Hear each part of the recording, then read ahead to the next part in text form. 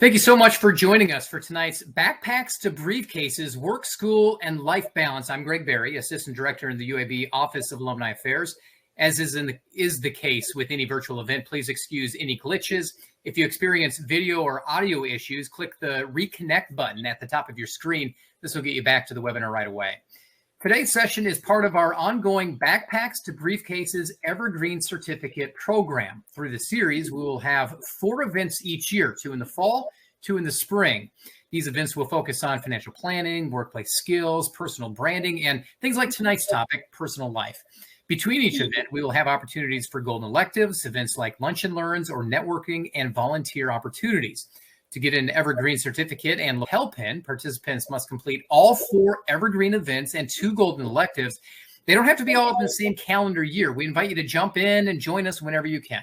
You can get more information about the program at alumni.uab.edu/backpacks. Tonight, we are excited to welcome Dr. Eric Plaisance to our Backpacks to Briefcases series. Dr. Plaisance is an associate professor and chair of the Department of Human Studies here at UAB.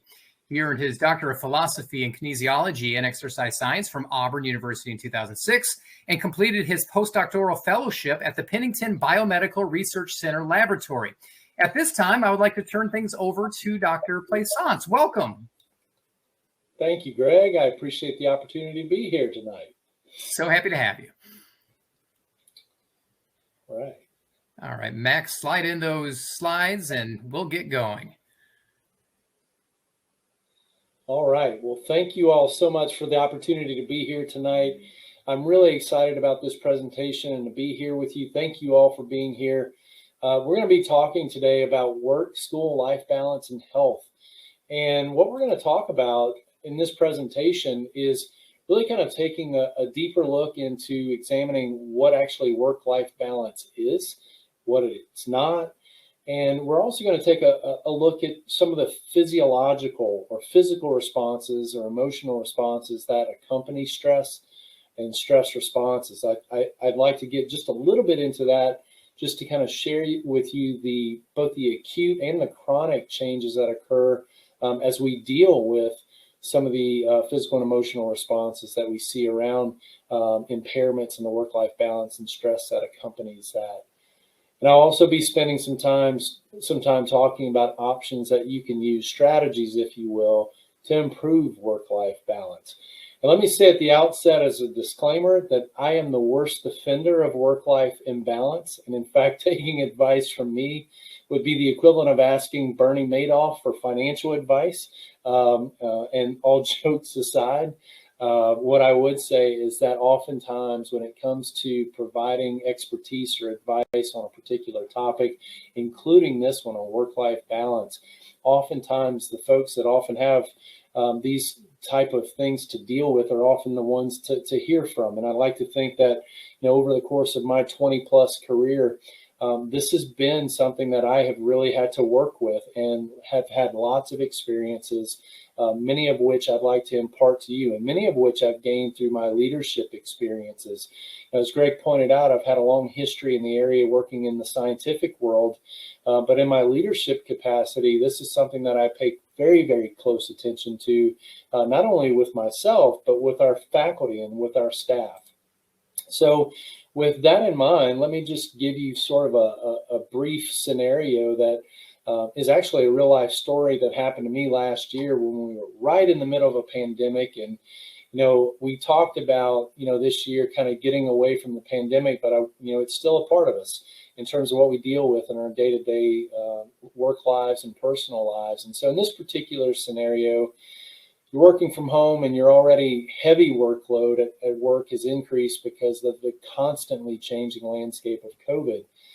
You're living under one roof with your partner. It's 8:30 p.m. and your daughter lets you know at that time that she's got homework due at midnight. My first thought is, wow, homework due at midnight for an 11-year-old seems a little strange, right? And my question to my daughter is, well, have you started that homework yet? And the answer, of course, as you would expect, is no. And I'm thinking in the back of my mind, I have a report that's due first thing in the morning. I've not spent time with my partner.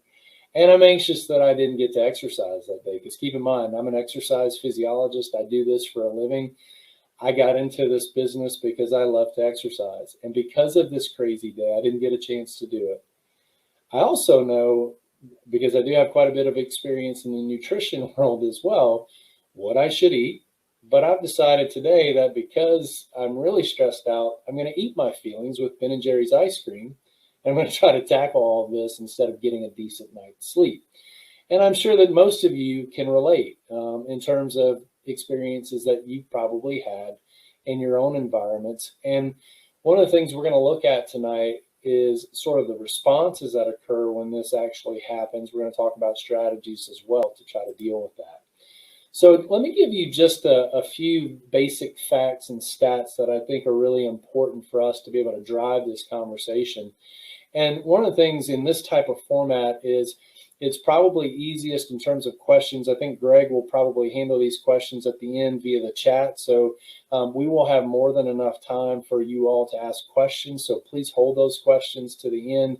And Greg will be monitoring the chat, and we'll go through those one by one with you as I finish up the presentation. So when we look at these stats that I have for you, what I find interesting is that about half of the U.S. workforce feels that stress management is really something that's needed, along with the fact that 25%, 1 out of 4 people, state that they're approaching burnout in their jobs. I mean, that's a really critical statistic when 1 out of 4 people are at that point. I think going through a pandemic has actually made that quite worse because these are pre-pandemic numbers. The other thing to keep in mind is that 56% of employee burnout is typically caused by a negative work culture. And certainly much of the last couple of years has been, in terms of dealing with kids at home, if you have children and you're now the teacher, along with trying to do your full-time job and your partner trying to do their full-time job, if you have if you have that type of environment at home, that is a whole lot of additional duties that are going on, and that has certainly contributed to this negative work culture that we're a part of. And certainly if you have some toxicity in your workplace, that only makes that worse. Now, from the standpoint of work-life imbalance, about 1 out of 3 individuals report that this is definitely an important aspect of their job. So this is a real thing. And for those of you that are here today, I would imagine that probably the same type of statistics exist for those of you that are here, in terms of 1 out of 3 of you probably are experiencing this already in your careers. This one I think is really important, is that over 50% of workers report that they've missed important life events because of work events or work commitments. And I think that's really important because I'll never forget having a colleague of mine tell me once that, he had to put his daughter on his calendar, at a certain part of his day so that he could block out some time. And that's a really interesting finding and a sad finding to have to hear that we're putting our family on our calendar during the day to have lunch or something like that. But, there are a lot of missed events that happen. I know I've had those happen in my own life, and those are always regretful. So this is a real thing as well. And of course, over 25% of salaried employees say that they do spend time outside of work. And I know that that's true for my entire faculty, and I know it's true for me as well. Our staff are typically in good shape with that because they clock in and they clock out, and they're typically not allowed to work outside of those hours because they clock in. But salaried employees, as most of you know, oftentimes don't have that advantage. So there's certain perks, obviously, that come with that I'm much more easily able to come and go in my day. But the consequence often is that I'm working at night. A couple more stats. 70% of employees typically read emails at home. Most of us are guilty of that, and I know that I am as well. And about 40% of employees say they use their personal devices for work purposes, computers, phones, and so forth at home. And then lastly, on a more positive note, almost 100% of people say that having flexibility is a major positive impact on their overall happiness. And I can truly say that that's the case for me. We were talking prior to this call that that's a big part of this for me, is having the ability to have some flexibility and feeling like my day on Monday and Friday are sort of the same, where not looking forward to Friday, and I'm not dreading Monday. When you find a job like that, that's a really good thing. And part of the reason for that is because of the flexibility that I have in my job. And I've worked really hard to be able to earn that. But it is nice. And when you don't have that, that's a big source of stress. So let's talk about what work-life balance is and what it's not. So what it's not is an equal number of hours of work and personal activities on any given day. That is one of the things that I always try to let our faculty know, and to let people, anybody that I work with or speak with, is that there are going to be given days where there's not going to be this, 8 or 10 hour day or whatever it might be in your personal day. There are going to be times where it's more. As an example of that, on Monday night, we had a deadline for a report that was due to the UA system office. And that report I had gotten at about 2 o'clock in the afternoon, which meant that, when I got it, there was still quite a bit to edit and think through. And when I got that report, I looked at my watch and went, my gosh, we've got to get this in before midnight. And it ended up being 9 o'clock before I was done and left the office. However, the next day on Tuesday, I got out quite a bit earlier and had that flexibility in my day to do that. So on a very micro level, even within day-to-day days in your job, there are going to be those types of variabilities. Primarily what this is referring, though, to is the month-to-month variability in your jobs. And there are going to be months and days where there are going to be more hours than there will be in others. And of course, having to work through that and realizing that you've got to permit yourself time to break away from those really long days to have that balance. So it's not that every day is I'm going to spend, 6 hours or 8 hours at work and it's going to be 8 hours at home. That was not the case on Monday. But I tried to make up for that on Tuesday, realizing that I couldn't physically and emotionally do that 2 days in a row, knowing full well that, my Thursday is probably going to be more like my Monday. So you have to balance those things out as much as you can. And so as I go on to say here, day to day, month to month, there are going to be variations. And in fact, that's encouraged, because I often call it the variety, a variety of this. The spice of life is for me, the way I kind of identify that having that variety kind of gives us that variety in our day and the spice in our day. And we want to have that. We want it. It's unexpected. You should expect that unexpected, and you need to roll with it or go with it, and just realize that that is not always going to be the case. And I think your mind state in that particular case is really, really important as we, think about those day to day, because the days are very long, of course, but the months and years are very short, as I've often heard. And so you have to think about it in that way. So a lot of this is about your mindset or mind state. And at its core, a lot of this in terms of our work and life balance is surrounded around our basic need for achievement and enjoyment. And that seems so simple, right? But yet it's so deceptive. The idea that we would be dealing with work and life issues around achievement and enjoyment. But it's the absolute truth. Because in my work or my life environment, it's always about achievement and enjoyment. At work, it's about achieving the goals that I set out for that day, for that month, for that year. And a lot of my job is based on achieving the goals that I set.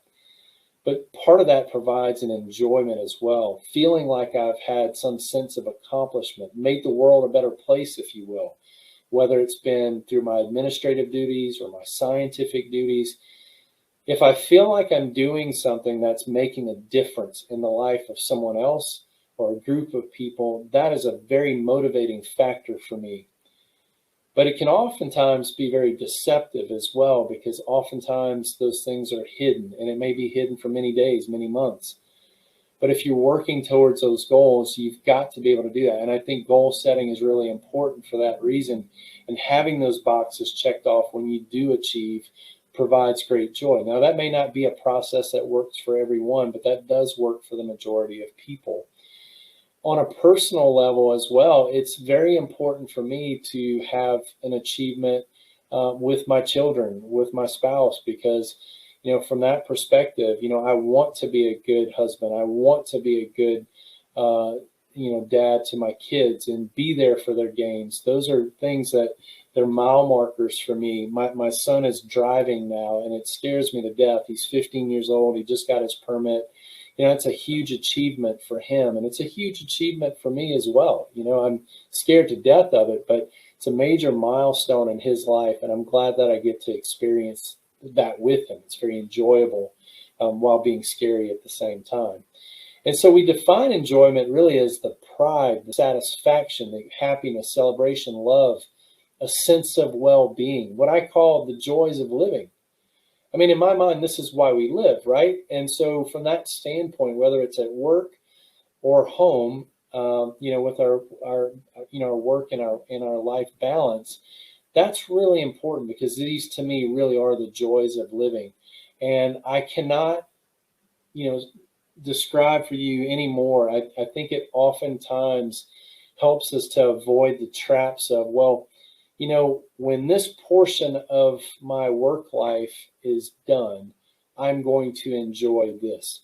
For example, I've been known to say this before.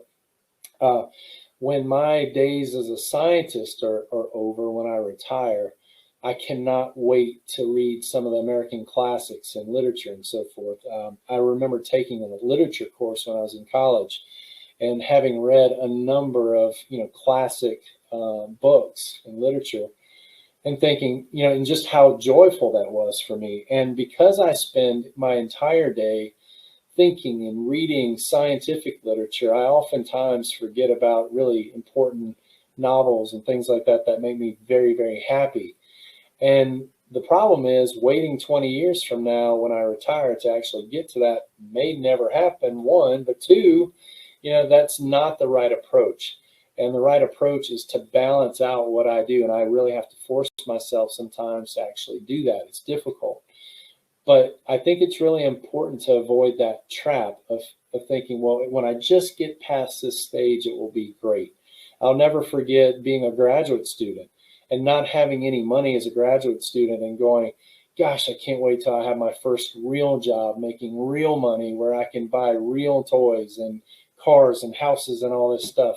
And what I've come to learn is that at this point, I've got all the toys and all the other things now, but I have no money at the end of the month, just like I did when I was a graduate student, if, as ironic as that is. So the take home is the toys just get bigger oftentimes. And so you've got to enjoy them now.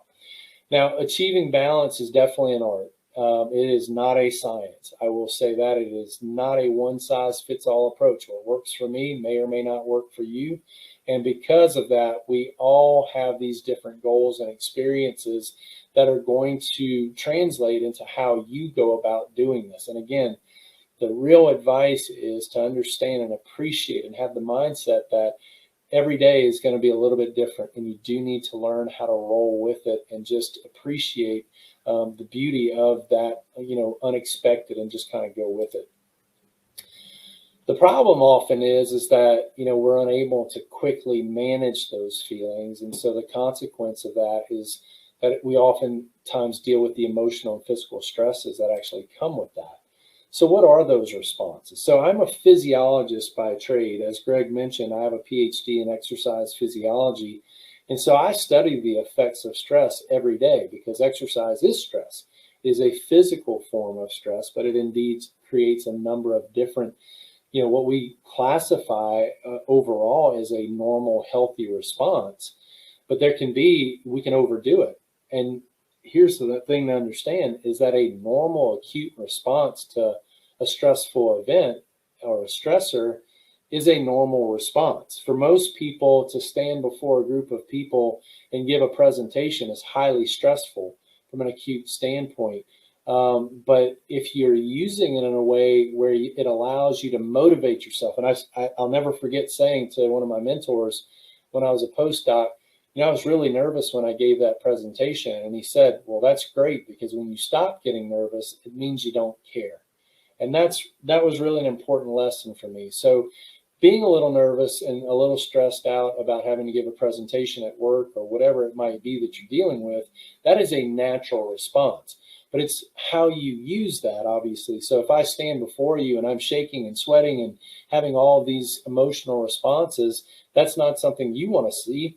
And it's certainly not something that, I want to provide you as a speaker. So it's one of those things that's really important for us all to be able to manage. So thinking about acute environmental stresses that you might be dealing with, for example, sitting in traffic. Last year when I gave this presentation, I was actually sitting in traffic, had to pull over and give the talk on a day that was very similar with the rain and traffic. And so that's why I'm here in my office today, to avoid that acute environmental stress.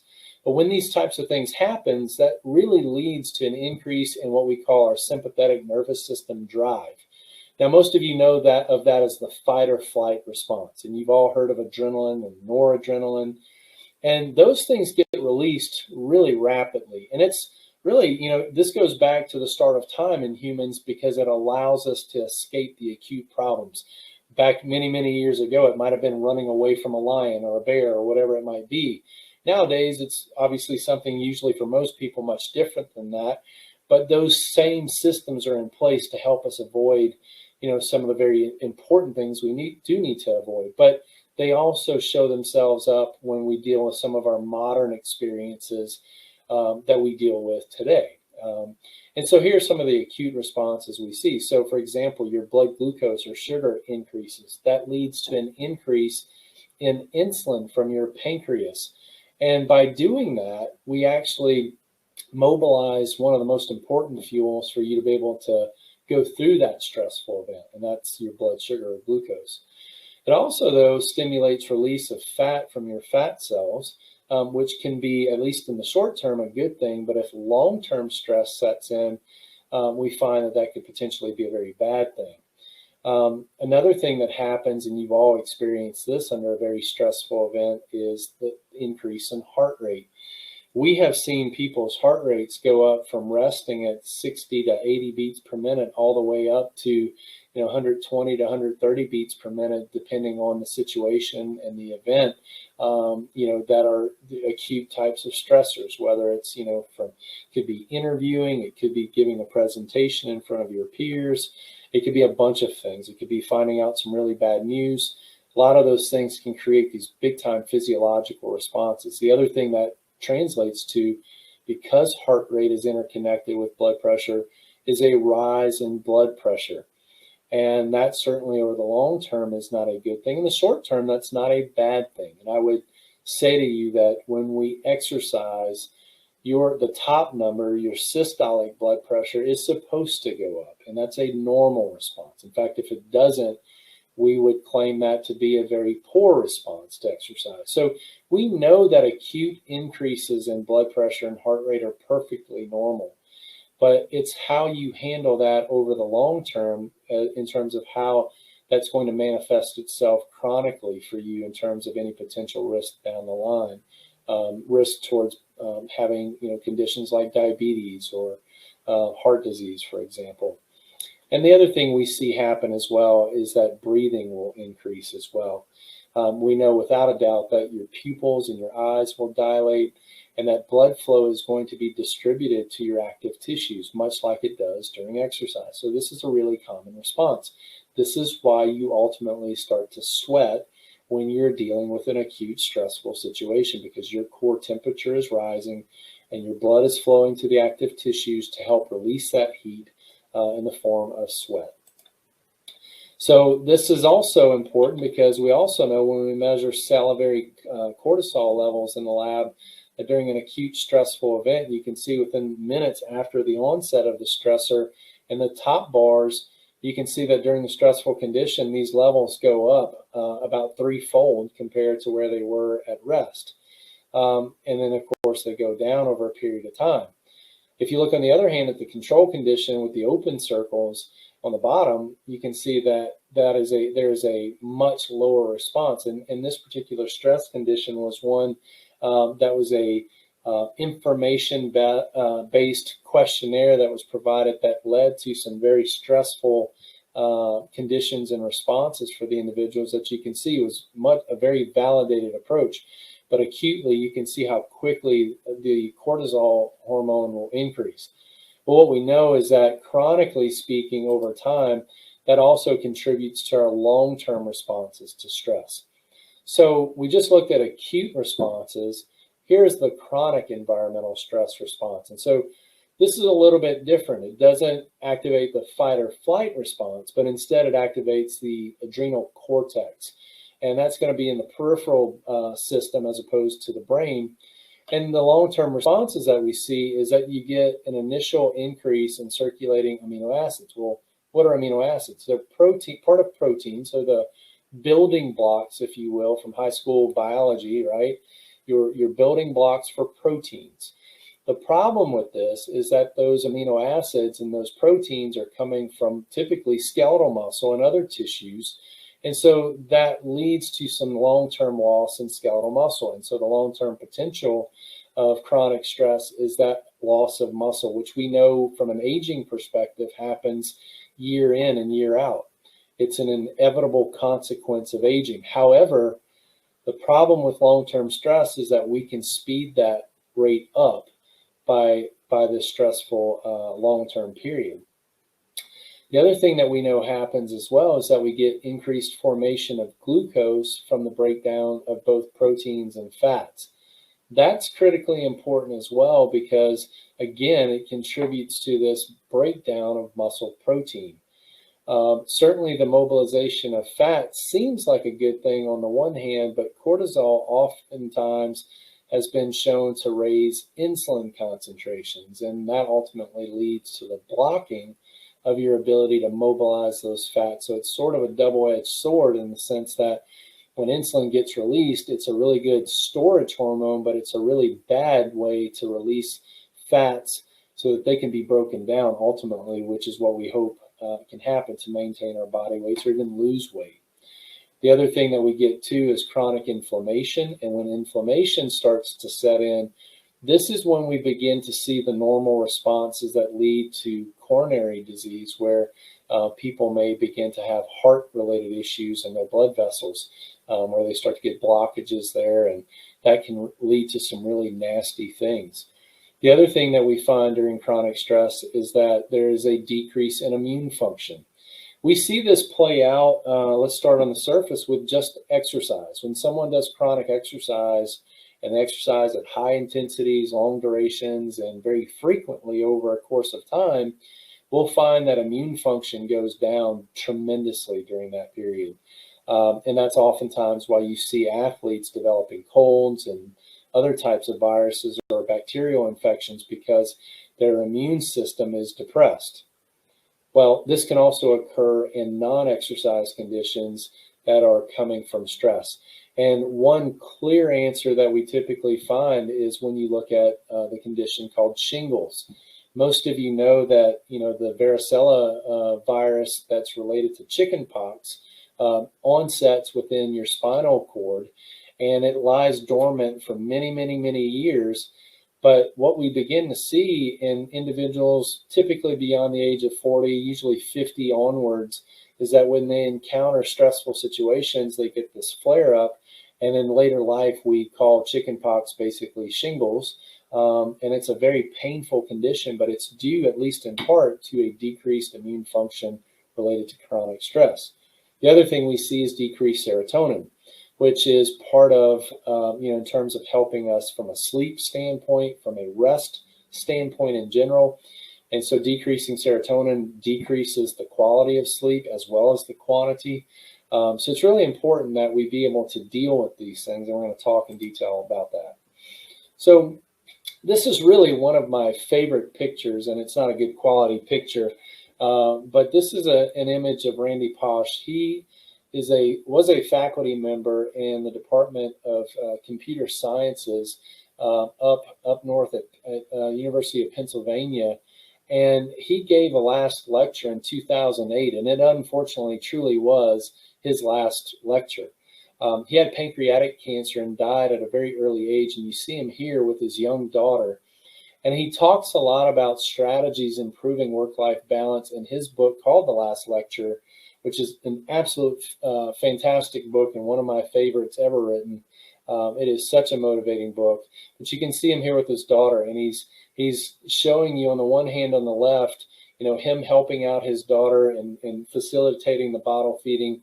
And on the right, you can see in the image that she's actually facilitating the bottle as well. And so one of the real keys about this image is this idea or concept of delegation. And we're going to talk a little bit about delegation here and in a later slide. So, this has just always been a neat image for me to show the power that can come by delegating certain duties, including feeding your own daughter, and what that can mean.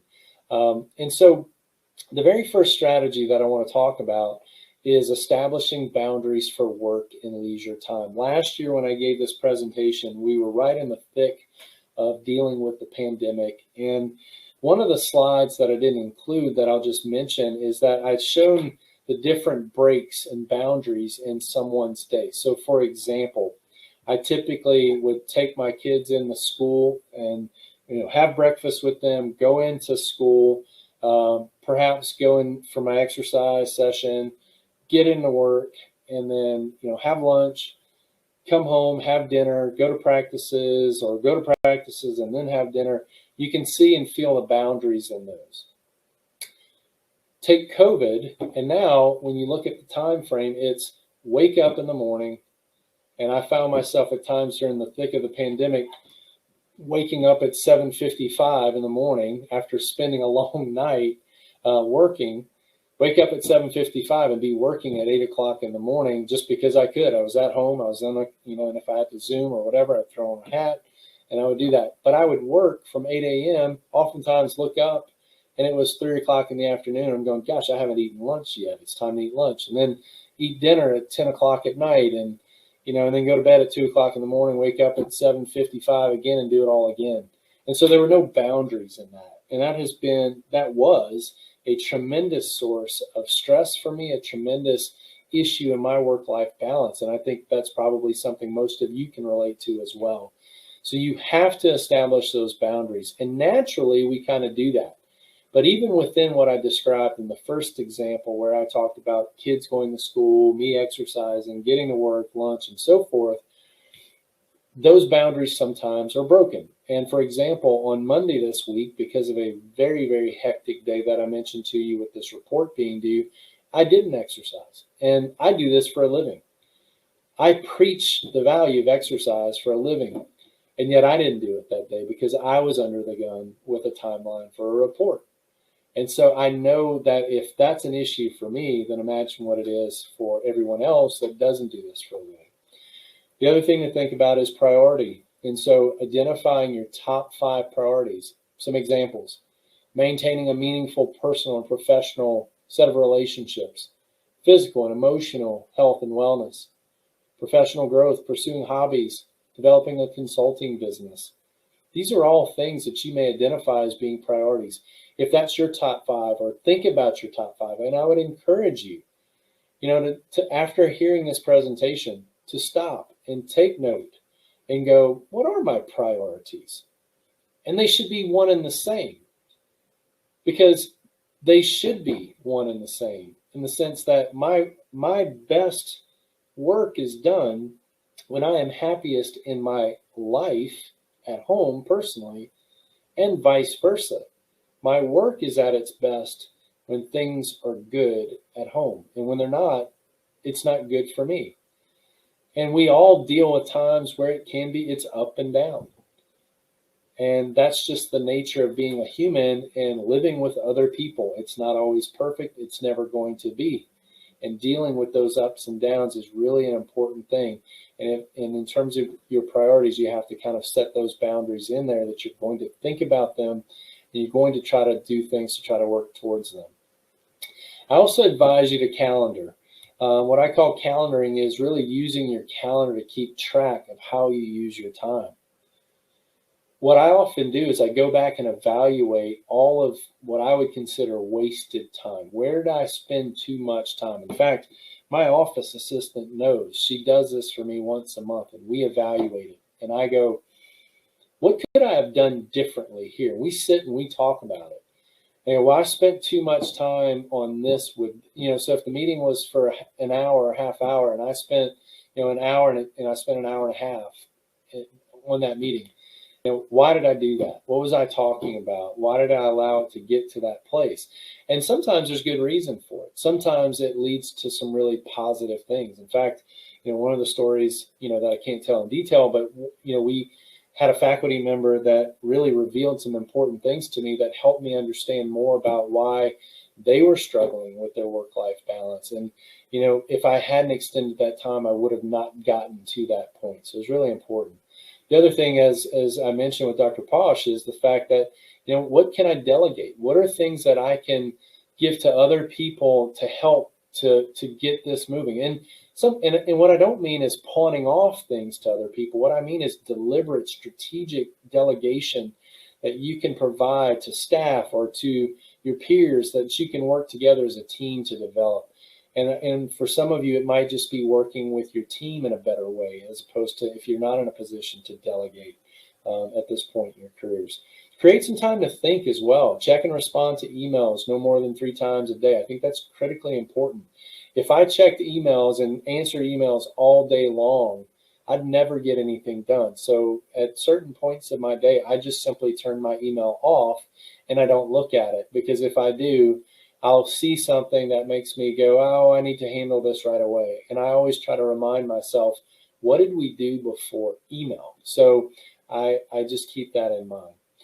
Here's some other strategies. Personal health and wellness. Develop or maintain sleep patterns as if you were going to work. That was something we talked about last year in a pandemic. But, outside of a pandemic, develop and maintain those sleep patterns. Examine your dietary quality and quantity and exercise. Most have reported weight gain during the pandemic, but you know what? What we know is even outside of a pandemic, people have been gaining weight since 1980 in this country and in many developed countries. So what can you do for your own personal health? And part of that is, thinking about how you go about your day. I try to have meetings when we meet with people.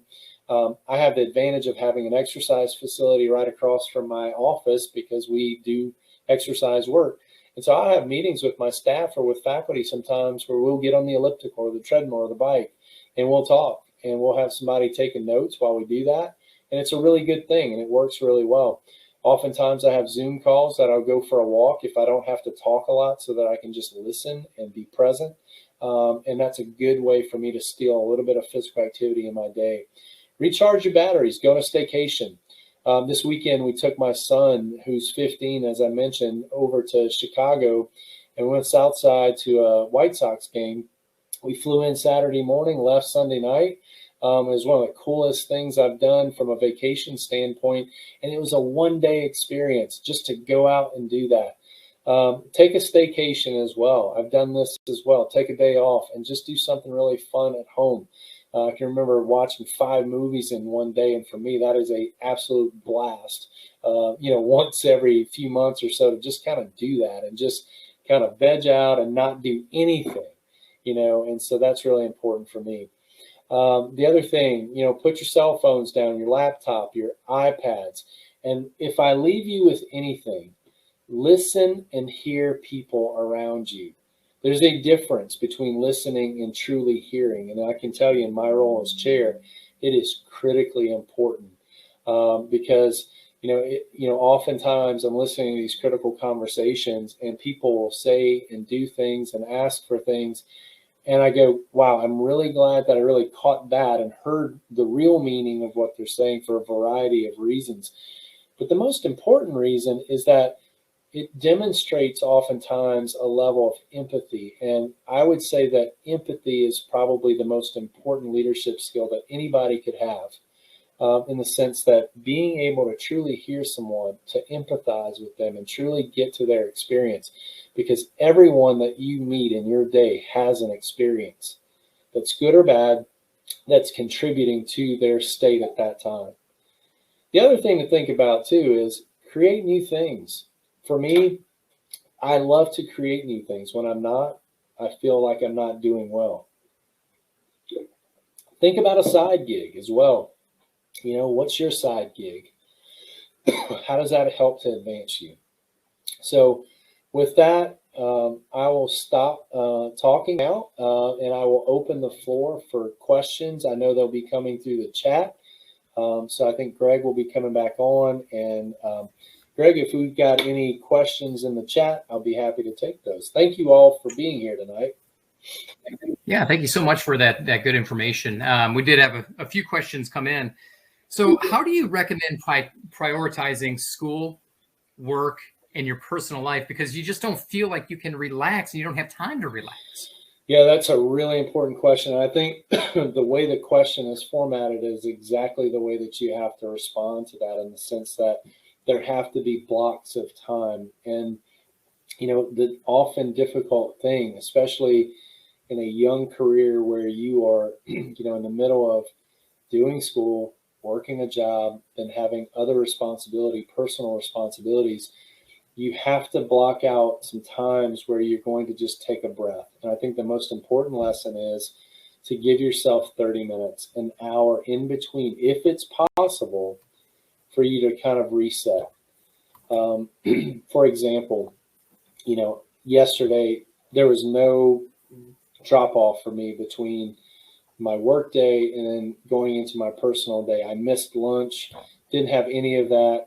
And it completely wrecked my day because I'm hungry, I'm out of my element, and all of those things happen. So I think it was, this is a classic point where you have to create those blocks where you can give yourself 30 minutes even just to catch a breath, because, those events are going to be there. The other thing to think about long term is this. You have to really prioritize what's most important to you.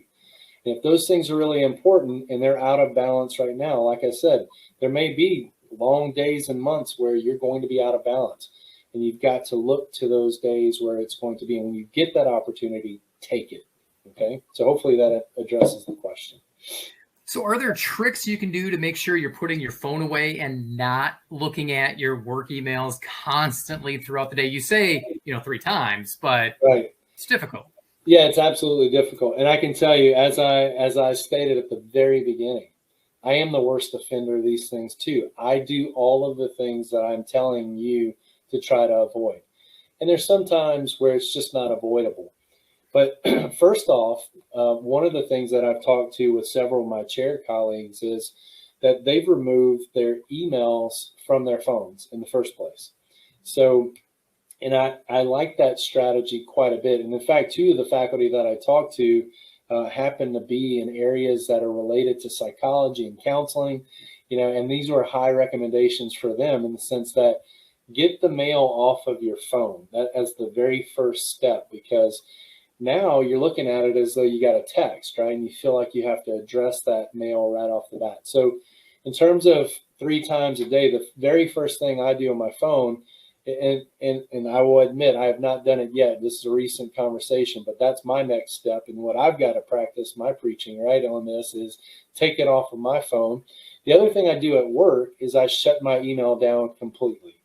And so when I answer emails, is typically first thing in the morning. I usually spend about the first 45 minutes to an hour answering emails. I shut it down. Then I reopen about 12:30, 12:45 when I finish lunch.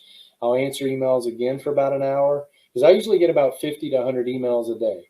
Oh, wow. And so everybody's experiences are going to be a little bit different. So that's why I'm spending 45 minutes to an hour doing that. And then I'll usually do it about 3:30, 4 o'clock, depending on meeting schedules, again, before I go home, if possible. If I miss that window, oftentimes I'll do it after the kids go to bed and we're kind of settled and I can kind of do that. But again, that gets into the work-life balance issue. So I very much try to do it before I leave work. Okay, so that brings up a follow-up question. So it's easy to do when you're the boss. I mean, when you are the person. So how do you have that conversation with your coworkers and even your boss that says, hey, you know what? I'm only going to be answering emails 3 times a day, and I'm only going to be checking texts a couple times a day.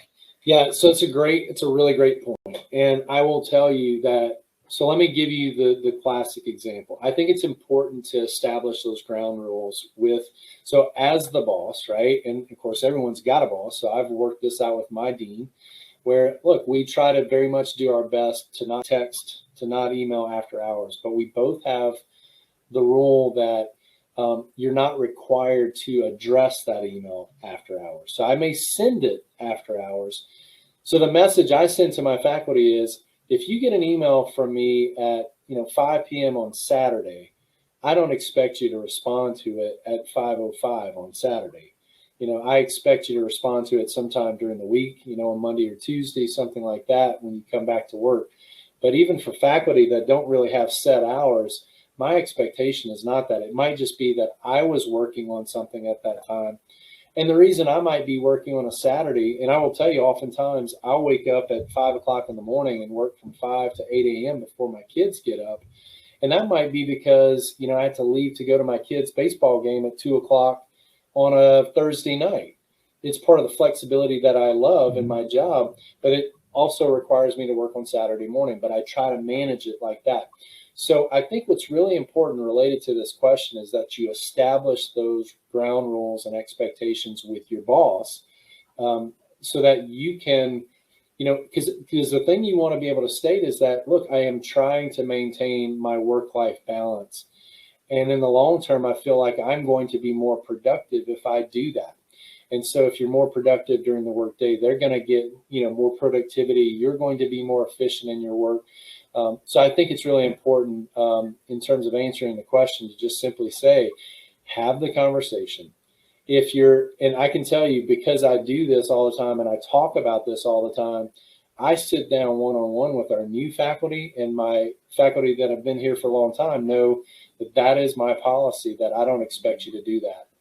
And vice versa, I tell them, if you email me after 5 o'clock, I'm probably not going to address it until the next day. And they know, and the other ground rule I said is, if you text me after hours and it's 911, basically, I will respond, because we have issues sometimes that come up. But that's important to me to set that. So hopefully that helps answer the question. That's a really good question.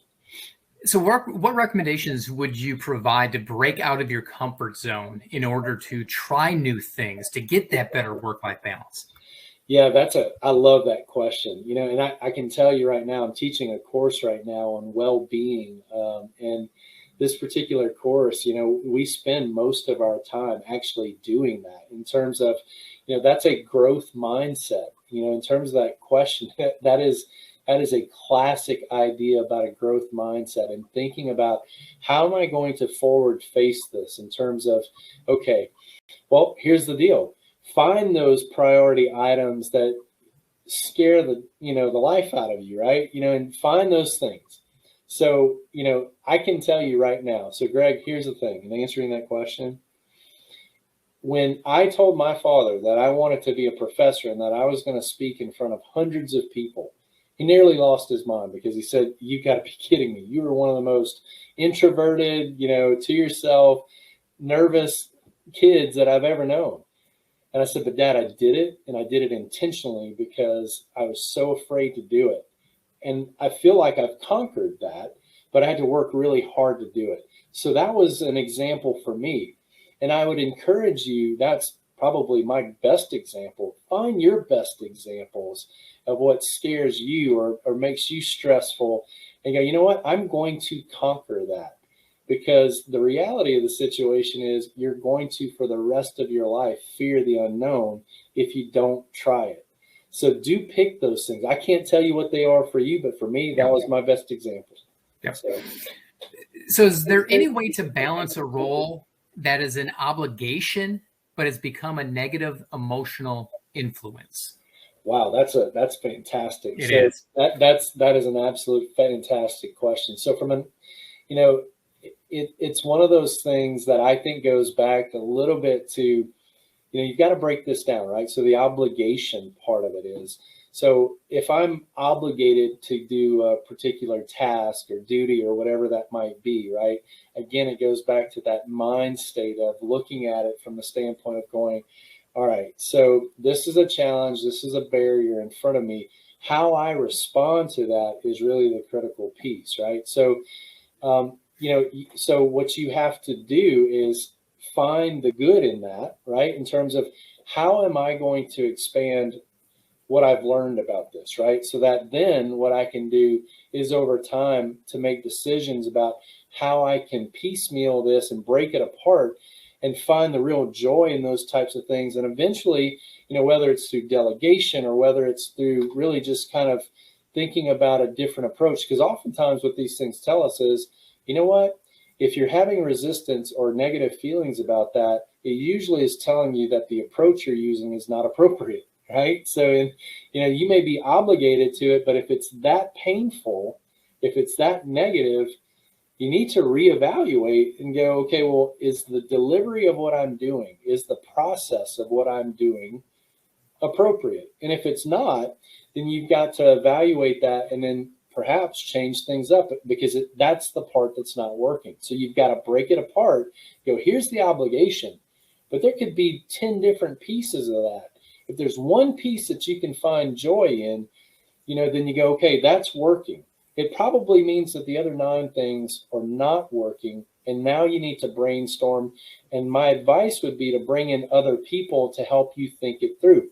And obviously in the long term, if this is something that you go, you know what, 10 out of those 10 things are negative, then remember what I said about the long term. The work-life balance day to day may not be there. You may have no choice but to do that obligation. My advice is work through it, work and manage it, but eventually in a chronic state, figure out a way that you are able to have that task be presented perhaps to someone else that may have the skill sets that maybe you don't have to carry out that task. But I think that the finale to that question is to work with your employer, your boss, to go, okay, this is not working. This is stressing me out. And the key is communicate.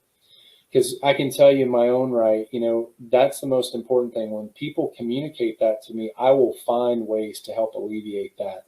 When they don't, I don't know what I don't know, right? And if you don't communicate, that won't be the case. So my best advice on that one to help overcome that is to break it down and figure out the good and the bad.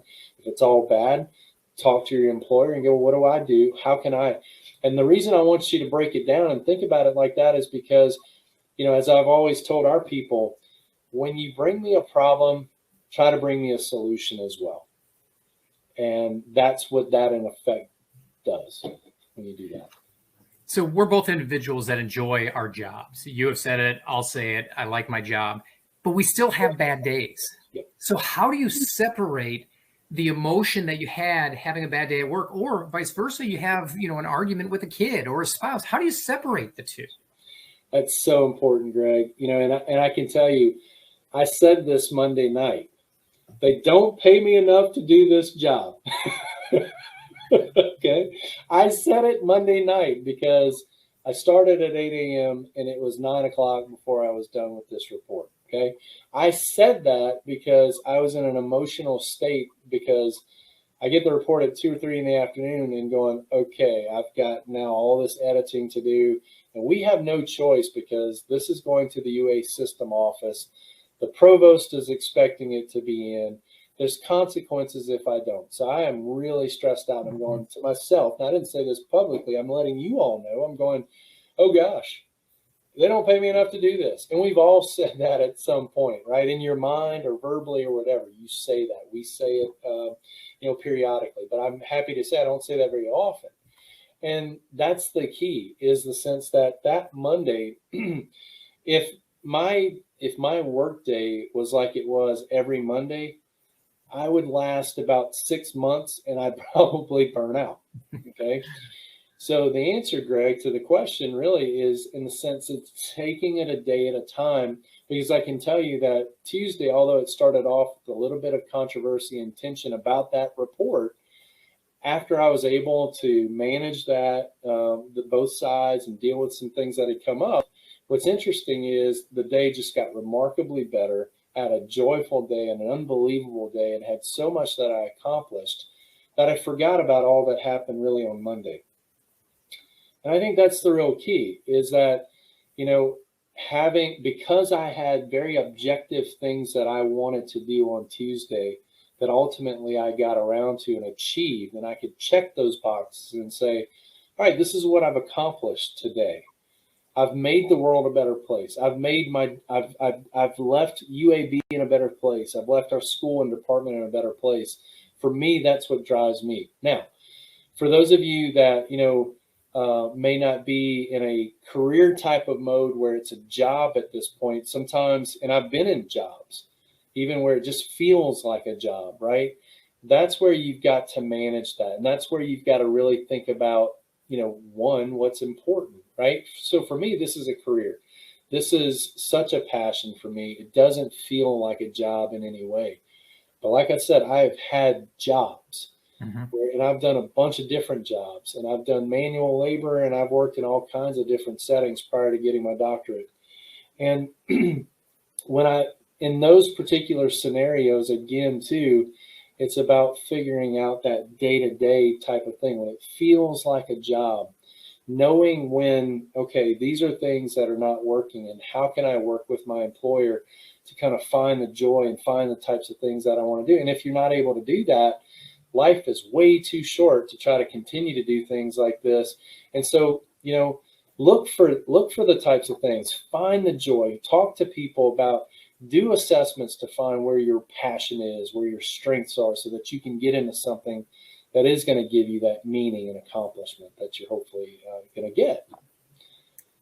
And Dr. Plaisance, thank you so much for taking an hour out of your life to be with us. And I know this isn't the work-life balance for you. It all ties in, right? But we definitely appreciate you spending time with us tonight. Well, I am very happy to be here. I wish you all the very best of luck with your careers. If there's ever anything that I can do for you, please let me know. And thanks to the Alumni Association for the opportunity to be here. Thank you so much again. For everybody who attended tonight, we will have a recording available of the webinar tomorrow on our website. So meanwhile, we talked about the Evergreen opportunities. We have one coming up. You can earn credit toward your Evergreen certificate. Join us on noon Thursday, October 21st for a special lunch and learn, time management and life hacks. Doesn't sound so great, life hacks. I'm so interested in seeing what we learn. This webinar will feature Dr. Kathleen Nelson, a certified ICF leadership coach who works with clients to fulfill their career aspirations. Register online at alumni.uab.edu/events. Be sure to check out other virtual offerings from our office on October 12th. Join us at 7 p.m. as we welcome Dr. Holly Wyatt for the Science of Cravings, Why You Crave and How to Stop. This is the fourth and final webinar in our The Science of series. On October 26th, we will present Head Trauma and Brain Health, Protecting Your Mind for Years to Come at noon. That webinar will feature Dr. Suzanne Judd. Then on November 2nd, be part of From Ashes to Floods, Our Changing Environment. This webinar is also at noon, and we'll hear from Dr. Jeffrey Wycliffe. Get more information or register at alumni.uab.edu/events. If you're looking for a podcast listen to during your day, or just to keep you company to and from work, check out UAB Green and Told. Our podcast features members of the UAB community and is released every other week. You can find it on Spotify, the Apple Podcasts, or visit alumni.uab.edu/green and told. You can also stay on top of everything alumni on social media. Just search UAB Alumni on Facebook, Instagram, and Twitter. On LinkedIn, search UAB Alumni Career Community. If you need to get a hold of us, email alumni@uab.edu. Once again, thank you so much for joining us for tonight's discussion with Dr. Eric Plaisance. Have a great evening, and as always, go Blazers.